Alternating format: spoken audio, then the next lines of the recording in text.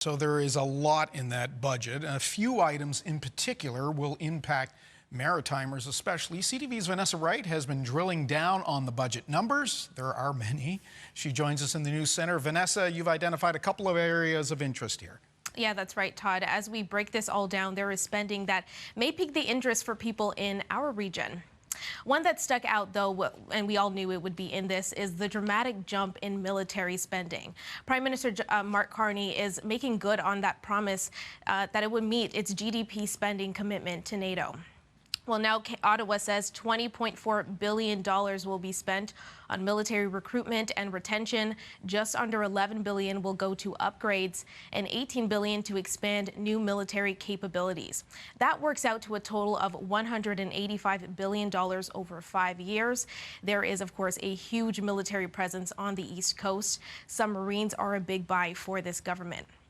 It's planning to buy a new fleet from either South Korea or Germany, but the question remains, could parts or all of the vessels be built here? Another significant item, and again, one we were told to expect, is a new national housing plan.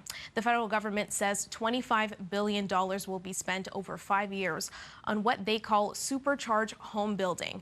With two of the fastest growing cities in the country in our region, this will be of particular interest to Moncton and Halifax, where homes can't be built fast enough. Now, I just got off the phone with the president of the Construction Association of Nova Scotia.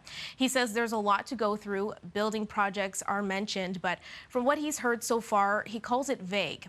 It wasn't just the funding he was looking for, but he wanted less government red tape that slows construction and costs money. Finally, there is no surprise this comes with a big price tag, and it's creating a massive deficit for all Maritimers, and that all Maritimers share a chunk of. Ottawa expects $78.3 billion deficit in the coming year. And there were some cuts. There will be 28,000 fewer government jobs. Of course, many are based in our region. But one thing you won't find something that will help Canadians' cost of living concerns. There's nothing that addresses the rising grocery prices, for example. And I spoke with a Halifax food bank whose manager told me they didn't have much hope for people who rely on them day to day. Now, we knew this budget would be unprecedented, and it certainly is in terms of spending and the deficit it puts on the government and all Canadians. We'll certainly be hearing plenty of reaction in the coming days and hours. Todd? We certainly will. We're going to get a little more of that right now. Vanessa Wright, thank you, here in the newsroom with us.